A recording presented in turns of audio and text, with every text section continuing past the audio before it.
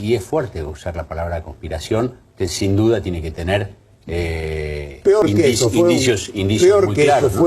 Fue un golpe civil, instrumentado desde la provincia de Buenos Aires, por Duhalde y por Rucauf. No lo advertía en esos días, pero bueno, el análisis posterior permite ver cómo fue desarrollándose, que es el desemboque de la crisis del 2001, que se remonta a la crisis que venía del menemismo y que puede ir más atrás a la hiperinflación con que termina el gobierno de Alfonsín, esta crisis recurrente que ocurre en nuestro país. Cavallo había sido propuesto primero por Chacho Álvarez en el año 2000, yo le dije que era inviable. Después Machinea me lo propuso para presidente del Banco Central.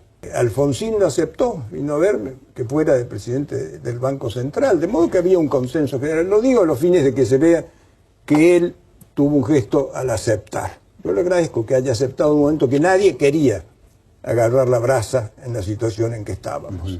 Cuando usted pierde las elecciones legislativas y el peronismo resuelve tomar la titularidad del Senado, ¿usted no percibió que era una señal demasiado fuerte? Estaba en todos los comentarios que venían por todo. El peronismo no se pone en la puerta del poder para mirar desde afuera, se pone en la puerta del poder para entrar. No, pero también hay instituciones que deben respetarse. Es cierto, vino esta designación de puerta en el Senado, que Ángel Rosas viene a Casa de Gobierno y dice, esto es un golpe. Y yo tengo que atenuar porque crear incertidumbre mayor todavía en los mercados era negativo. Entonces digo, bueno, no es un golpe, lo sobrellevaremos. Puerta prometió respeto institucional, pero sí, era la preparación de un golpe, que además lo cantaba Barrio Nuevo, lo decía Moyano, el presidente tiene que renunciar, y si no renuncia el presidente cambiamos el gobierno. Duhalde había dicho, cambia el presidente o cambiamos el gobierno, y le había dicho a Alfonsín, este gobierno es de la Alianza y la Alianza tiene que terminarlo. Al mismo tiempo quiero decir, lo más trágico, que como parte de ese golpe civil trajeron la violencia a la ciudad de Buenos Aires. La habían empezado en la provincia de Buenos Aires, donde se les desbordó y pidieron ayuda a la nación, que fuera gendarmería. También en Rosario, pidieron el estado de sitio para mostrar que la nación era solidaria. Hubo violencia en la provincia de Santa Fe, hubo violencia en Entre Ríos, incendios de supermercados. Este era un plan desatado, como se vio después. Esa violencia programada que no fue investigada, salvo en la causa del doctor Ollarvide, que vino, una causa que vino de La Plata y que después pasó al doctor Arauz Madrid, no sé quién la tiene ahora, donde se comprobó todo esto, menos los autores, porque siempre están ocultos y disimulados y parece que en política rige una especie de omertá. Quien ordena desalojar la plaza es la jueza. ¿Qué jueza? La doctora Servini de Cubría. Esto debe ponerse claramente porque la autoridad judicial estaba interviniendo y la foja primera del expediente dice: ordené desalojar la plaza de las inmediaciones de la Casa de Gobierno y situar a la gente detrás de la pirámide. Ahora, ¿ustedes no advirtieron que esa decisión judicial podía desencadenar? No, en ese momento, la verdad, en ese momento no había manifestantes pacíficos en la plaza. De todos modos, yo esto no voy a justificar porque para mí el dolor es que esto ocurriera bajo mi gobierno. Mi formación republicana y democrática es contraria a toda forma de violencia. Nunca desde el gobierno ejercí modos de violencia y la orden terminante era de que se actuara respetando a las personas, que es lo que debe ser. En aras de eso, para que la violencia no siga, yo firmo también mi renuncia, que parece que inmediatamente terminó con los problemas de carencias, terminaron los asaltos a los supermercados y el peronismo que se dispuso a festejar. ¿Cuál es la lección de esos días? Que afrontamos una gran crisis, que es muy difícil terminar con los problemas cuando se tiene en contra el Fondo Monetario y al justicialismo, sobre todo el de la provincia de Buenos Aires. Frente a eso, yo digo, en estas terribles dificultades económicas que afrontábamos, es necesario que haya grandeza y patriotismo, no la avidez o el egoísmo partidario de apropiarse del gobierno y querer derrumbar gobiernos. Si se superaba esta instancia, a los 6 meses subió el precio de la soja y empezaba a solucionarse el problema. ¿Por qué una crisis circunstancial lleva a que se interrumpan las instituciones y que se salga a dar un golpe civil? Sin perder más tiempo, vamos con Fernando de la Rúa. Buenas noches, doctor. Buenas noches, ¿cómo les va? Gracias por acompañarnos. Gracias a ustedes. Está bastante requerido en estos días, ¿no? Por la prensa, he visto informes de la televisión internacional, un informe en algún canal de cable de estos tipo National Geographic o History Channel, alguno de esos. Ah, pero eso, con algunos reportajes. Sí, es una grabación de marzo de hace un día. Pero es un tema que ha despertado y despierta todavía mucho interés y mucha incógnita porque la historia pasó tan rápido. Borges diría que son aficionados a las décadas, al sistema decimal. Al sistema métrico decimal, sí señor. Que sean 10 años no cambia que haya sido una situación muy difícil. Pero como yo decía recién, este transcurso, esta década, ¿a usted le hizo cambiar algunas percepciones de las que tuvo en aquel momento a las que tiene hoy? ¿Tamizó cosas? Pienso que al cumplirse 10 años hay que mirarlo en perspectiva histórica, sin la pasión de los partidos. Ahora, si me preguntan cómo estoy, yo estoy indignado por esto que a los 10 años está saliendo ahora de Siemens, que se refiere, quiere involucrar un acto de gobierno. Un periodismo irresponsable y superficial que traduce mal o que trastoca artificialmente lo que son documentos, en este caso de la Security Exchange Committee de los Estados Unidos, hace que salga en tapa de los principales diarios del país como que estuviera involucrado en la corrupción que había en Siemens. Te hizo una aclaración por eso. Pero no es la aclaración, es el hecho contundente, que fui yo quien dejó sin efecto ese contrato del DNI. ¿Cómo pueden poner entonces que estoy involucrado mínimamente en algo? Es por el abuso para crear la noticia, donde un párrafo donde se refiere a la operatoria de estos bandidos locales de Siemens, quieren involucrarme a mí directamente, omitiendo, soslayando el párrafo más enérgico del documento que dice textualmente, porque tengo el texto original, no obstante las presiones de Siemens, el contrato fue finalmente dejado sin efecto el 18 de mayo de 2001.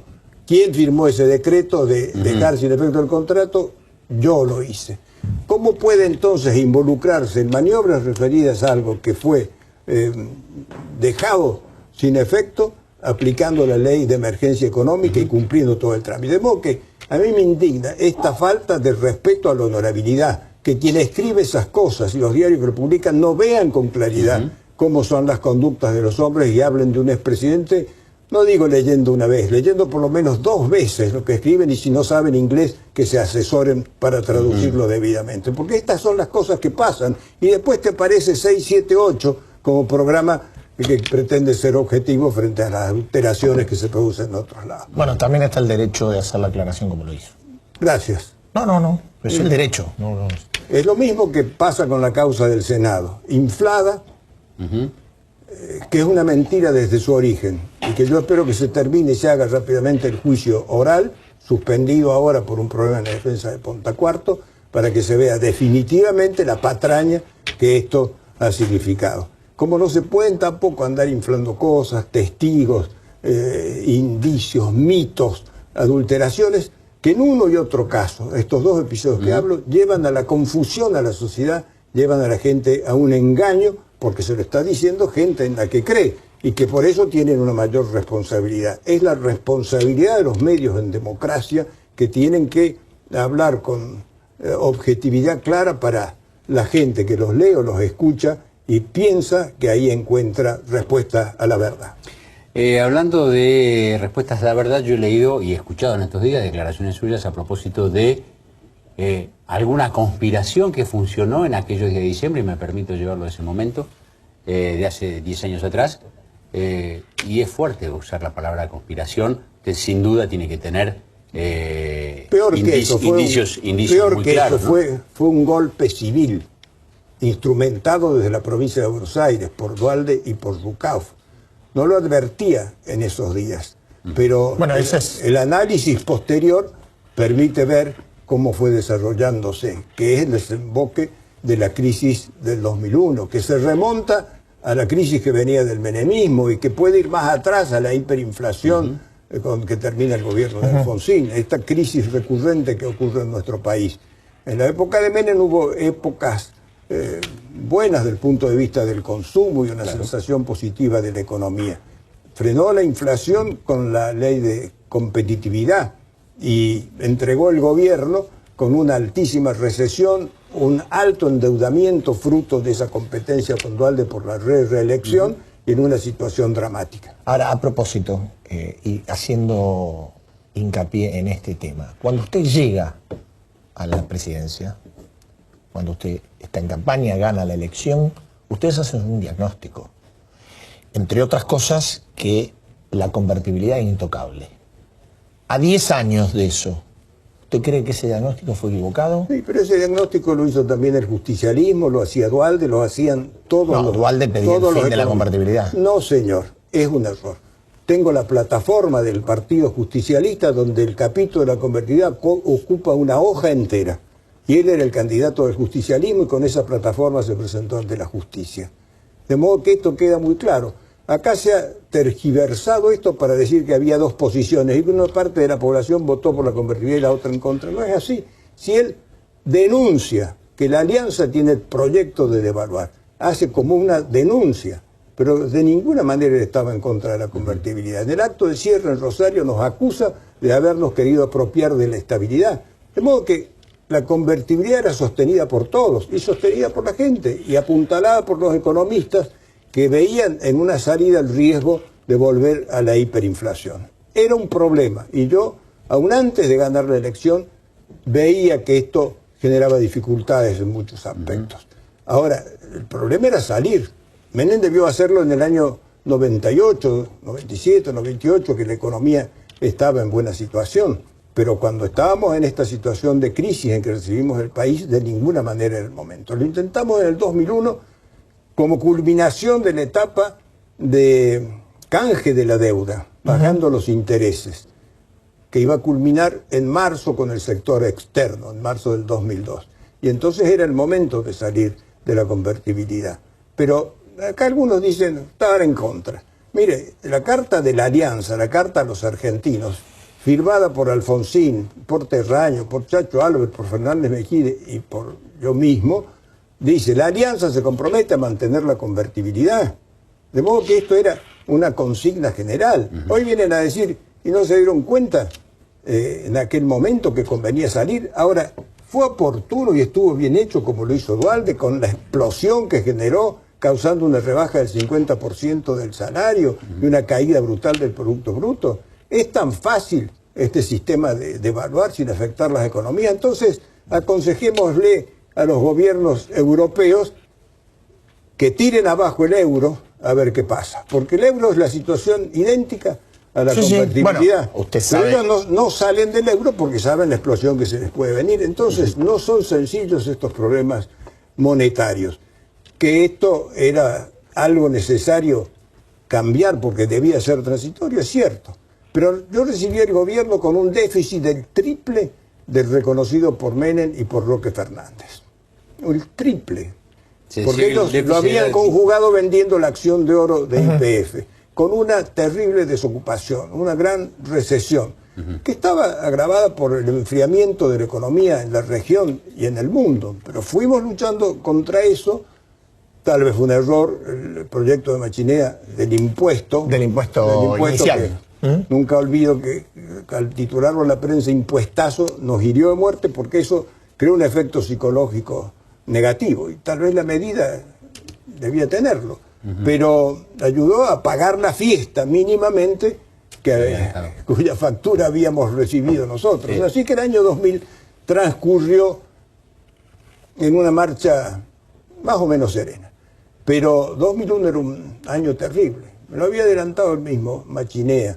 Los vencimientos de deuda externa eran terribles. Así que empezamos el año con una denuncia de Lilita Carrió, lavado de dinero por 10.000 millones. Imagínense, en los mercados decían esto, ¿qué les pasa? ¿Tienen lavado de dólares por 10.000 millones? Se agregó a eso la renuncia de Machinea, que no renuncia porque sí. Cada vez que yo viajaba, atendía a la prensa, me preguntaban, ¿y la renuncia de Machinea? La renuncia de Machinea sí que estaba con el piso movido. Asume López Murphy, quiere practicar un ajuste que al tocar la educación genera reacción social.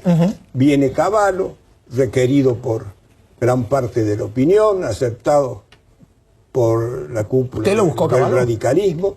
Cavallo había sido propuesto primero por Chacho Álvarez en el año 2000. Yo le dije que era inviable.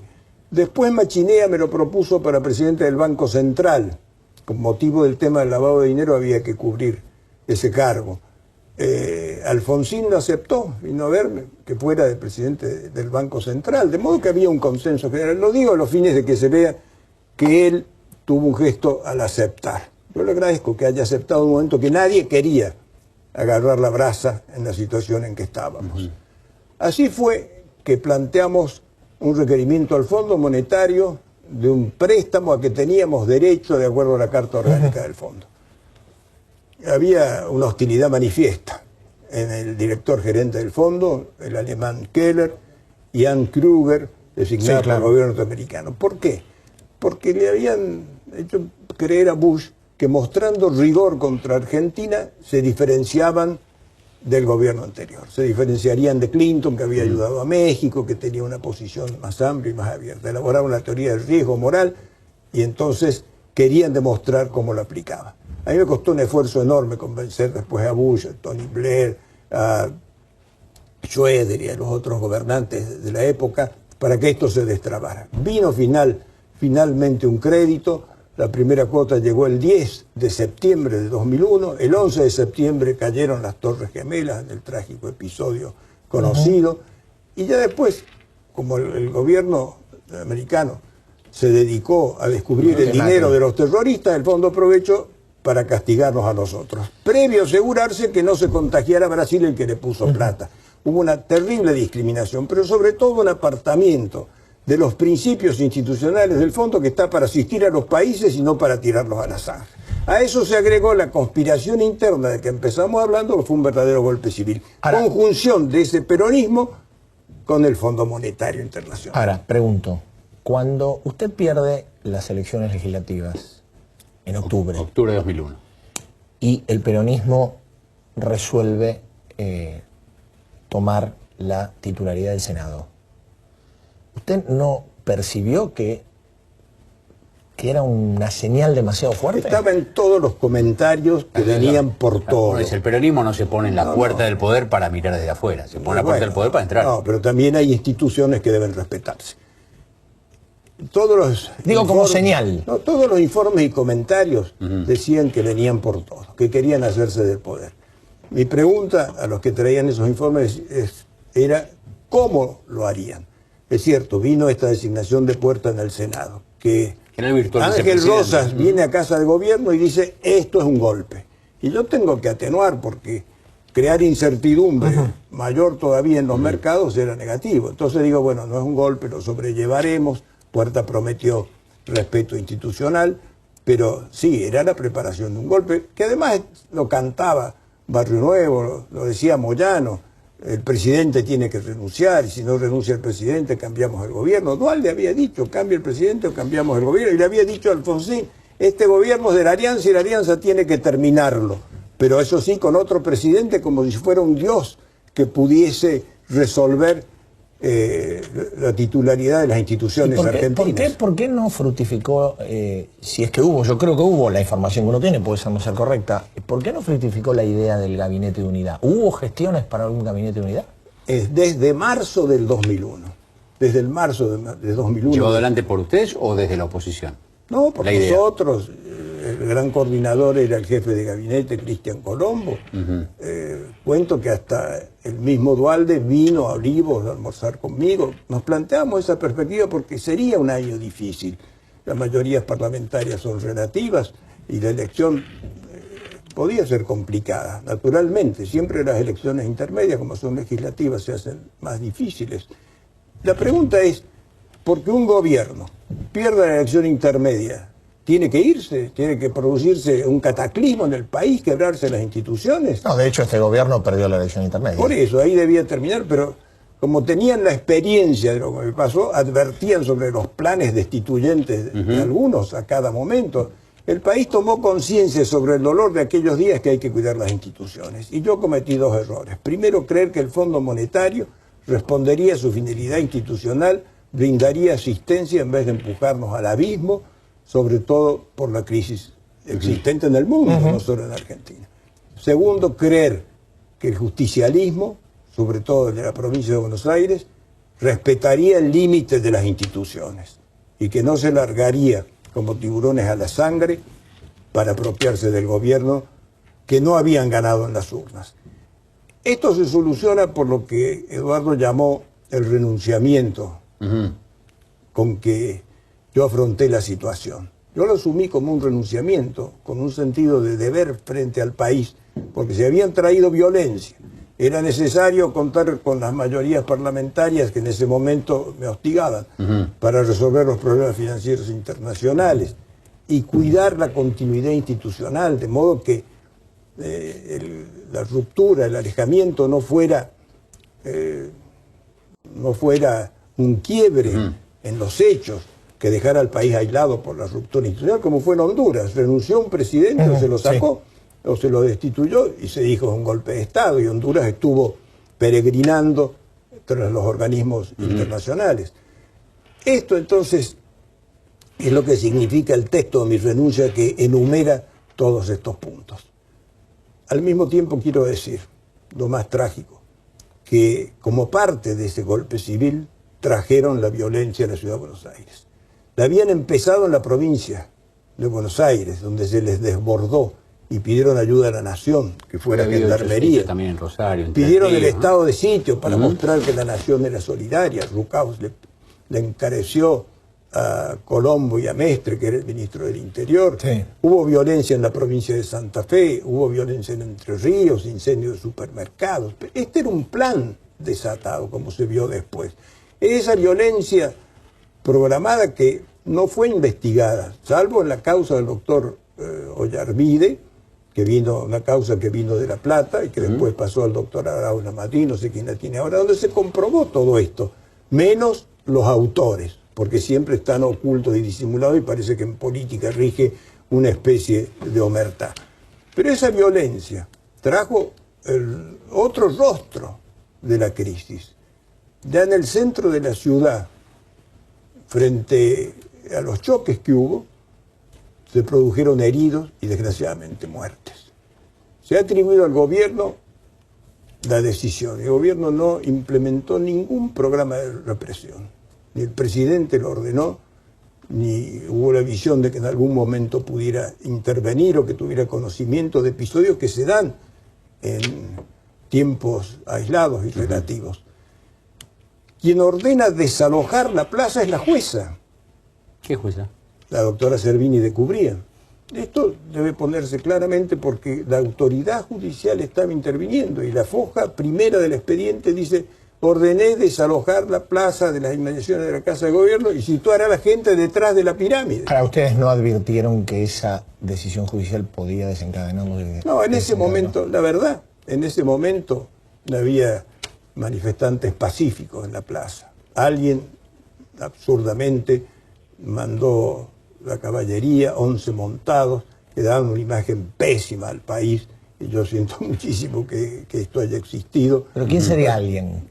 Alguien de la policía, alguien de los que tiene ese control, con un argumento policial, según me dijeron, de que es menos dañino el animal que el gas lacrimógeno, etcétera. Pero apenas lo advirtió el ministro del Interior, lo repliegue.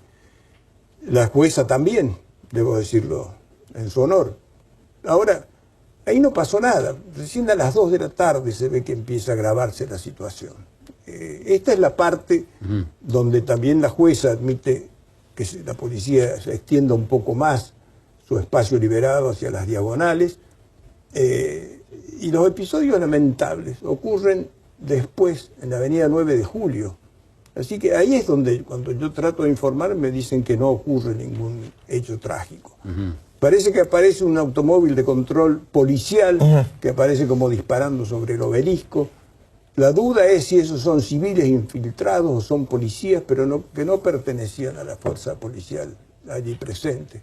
Y otros casos, que son 3 que se dan cerca de Avenida de Mayo, que por las características que resultan de la autopsia pueden ser de fuego propio, diríamos, de gente que subida a un edificio en construcción hicieran disparos con lo que se llaman tumberas.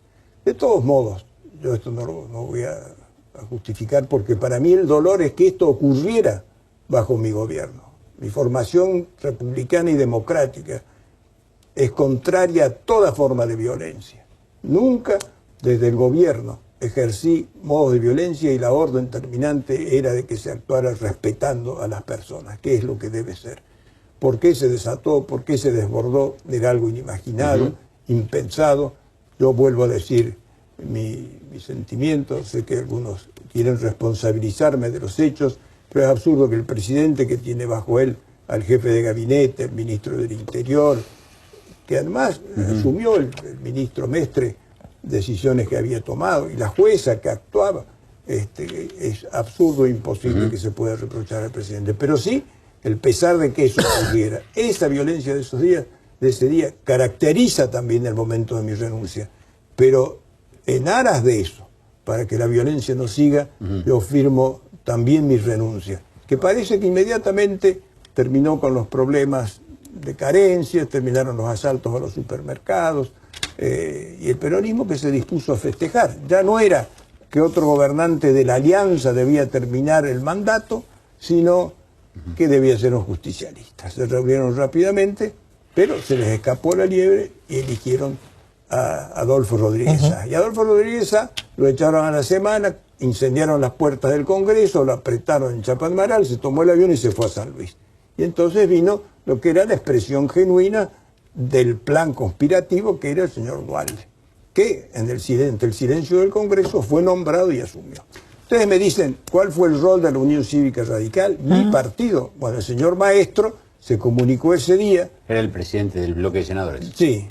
Ese día, el día 20, después de mi mensaje llamando a la unidad, después de oír a los justicialistas que decían que yo tuviera un gesto sin precisar cuál, y entonces el presidente del bloque me transmitió de parte suya y de Pernacsetti, presidente del bloque de diputados, llamándome desde el departamento del doctor Alfonsín, que no había otra solución que la renuncia. De modo que si también mi partido me pedía la renuncia, yo lo hice en aras de la pacificación nacional, con un sentido constructivo. Por eso yo digo, esto fue un renunciamiento, no una renuncia que significa abandonar la escena, sino contribuir en la medida de mis posibilidades y de mi deber a esto. Doctor, yo tengo casi ya sobre el límite del tiempo una pregunta para hacerle, que es, la alianza y usted y su candidatura con el 48 y pico % de los votos llegó en medio de una gran oleada de esperanza al gobierno, ¿no? Y nosotros también teníamos una gran esperanza. Fe del cambio. Claro que sí. Y termina, como usted no se le escapa, con una gran decepción social, sobre todo de esa base social que lo había llevado a la presidencia. A la distancia, ¿cómo ve ese juego de gran esperanza, gran decepción final? Esto hay que mirarlo en perspectiva histórica. ¿Cuál es la lección de esos días? Que afrontamos una gran crisis, que es muy difícil terminar con los problemas cuando se tiene en contra el Fondo Monetario y al justicialismo, sobre todo el de la provincia de Buenos Aires. Frente a eso, yo digo, en estas terribles dificultades económicas que afrontábamos, es necesario que haya grandeza y patriotismo, no la avidez o el egoísmo partidario de apropiarse del gobierno y querer derrumbar gobiernos. Si se superaba esta instancia, a los 6 meses subió el precio de la soja y empezaba a solucionarse el problema. ¿Por qué una crisis circunstancial lleva a que se interrumpan las instituciones y que se salga a dar un golpe civil? Y yo debo decir de mi partido que si en vez de llamarme dicen al justicialismo, esto no vamos a permitir un golpe civil, no vamos a permitir que quieran tumbar al gobierno elegido por el pueblo, honrando su tradición institucionalista, esto no pasa. Y las cosas debieron encaminarse y encauzarse. De ninguna manera por el camino de la violencia, de ninguna manera por el camino del ajuste, sino recuperando la unidad política nacional frente al Fondo Monetario. Muchas veces decíamos en tiempos de Perón y Balbín que hacía falta la unidad interior frente a los enemigos de afuera. Cuando aquí el gran enemigo, que era el Fondo Monetario Internacional, nos agredió, el justicialismo, en vez de unirse para enfrentarlo, se unió al Fondo Monetario Internacional para tumbar el gobierno. Esta es la lección de la experiencia. A Obama, los republicanos que le dejaron una demoledora herencia económica, también lo apretaron que casi llevan al default, al tesoro de los Estados Unidos. Le faltó grandeza. Pero en Grecia, donde Papandreou recibió una herencia terrible de su antecesor conservador, tuvo el apoyo de la oposición para medidas de reducción del déficit. Hoy se comprende, ante la crisis a que asiste el mundo, que es una crisis financiera internacional en un mundo globalizado. Por eso yo aspiro que la gente comprenda más las dificultades que tuvimos, el sentido de la lucha que tuvimos que dar, los múltiples problemas que se nos presentaban. Fíjese que en Europa han caído 10 o 12 gobiernos desde que se inicia esta crisis, porque el factor económico es decisivo para la permanencia de los gobiernos. Pero esos gobiernos han sido sobrepasados por la circunstancia de lo que está viviendo Europa en el marco de una gravísima crisis financiera. Doctor, muy amable gracias por haber estado acá. Muchas gracias. Y por haber Muchas dicho gracias a usted. Lo suyo, con toda claridad. Gracias. Gracias.